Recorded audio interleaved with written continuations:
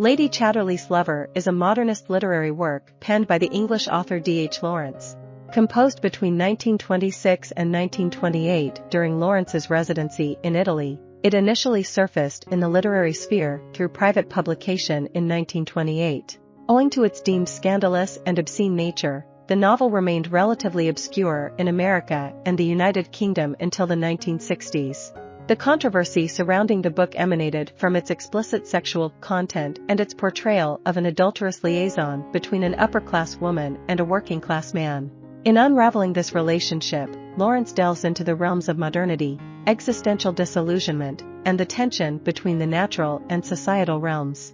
The novel unfolds against the backdrop of 1920s England, where Constance Connie Chatterley and Clifford Chatterley reside at Rugby Hall, a familial estate that has graced the Chatterley lineage for generations. Clifford's paralysis, a consequence of his service in World War I, extinguishes any prospects of sexual intimacy between him and Connie, leaving them incapable of producing heirs to inherit the estate and carry on the family legacy.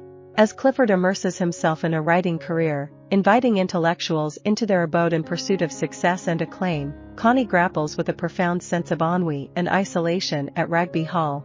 Clifford, in a moment of unconventional suggestion, proposes that Connie conceive a child with another man, with both raising the child together, under the condition that he remains oblivious to the lover's identity. Although Connie embarks on an affair with an Irish writer, she ultimately finds this liaison unfulfilling. Trapped and increasingly isolated, Connie's health takes a noticeable downturn.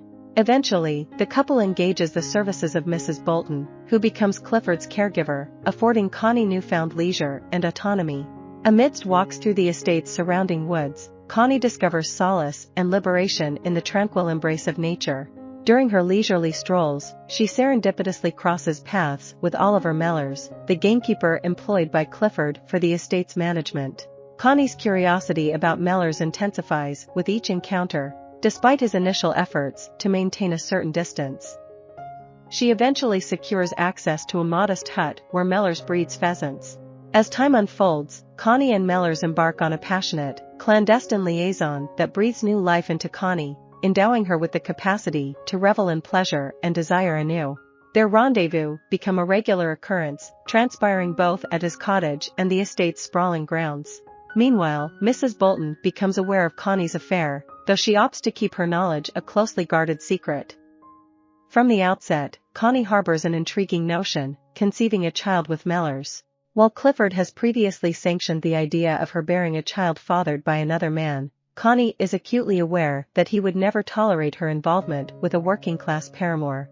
With her impending trip to Italy alongside her father and sister, Connie strategically drops hints to Clifford about the possibility of an extramarital affair during her travels, potentially returning home with child in tow, passing it off as the result of a liaison with an undisclosed lover.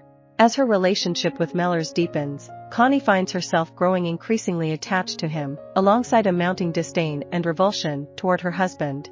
Together, Connie and Mellors begin contemplating the prospect of her leaving Clifford, allowing them to forge a life together.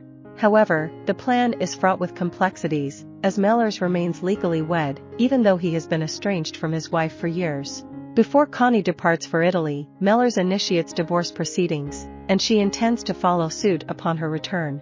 Amid her sojourn in Venice, Connie confirms her pregnancy as a consequence of her affair with Mellors, all while keeping herself informed of unfolding events back in England through a series of exchanged letters. Bertha, Mellors' estranged wife, flew into a fit of rage upon learning of his intent to divorce her.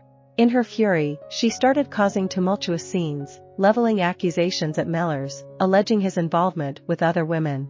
These scandalous and uncomfortable accusations took an especially awkward turn when Bertha included Connie among the women supposedly entangled with Mellors.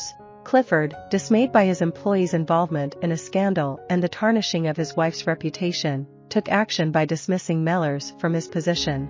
Mellors, in response, penned a letter to Connie, revealing his relocation to London. Prompted by these developments, Connie embarked on her journey back to London from Venice. By this juncture, both her father and sister had become aware of her relationship with Mellors, though their sentiments were far from supportive. While they believed in Connie's entitlement to happiness, sexual fulfillment, and the prospect of motherhood, they harbored reservations about her association with a working-class man. Upon reaching London, Connie and her family hatched a plan. They proposed that when Connie sought a divorce, she would cite a different man as her lover, not Mellors. The rationale behind this scheme was the belief that obtaining their respective divorces might be smoother if their relationship remained clandestine. Connie, acting on this strategy, approached Clifford, requesting a divorce while claiming to have fallen in love with a man named Duncan. This revelation left Clifford feeling hurt and betrayed, leading him to resist the idea of a divorce. Even when Connie disclosed her pregnancy, he argued for the possibility of them raising the child together. In a fit of frustration, Connie eventually divulged the truth to Clifford, confessing that Mellors was her lover and the father of her child. Clifford was appalled and adamantly refused to grant her a divorce, driven by his inability to fathom her union with a working-class man.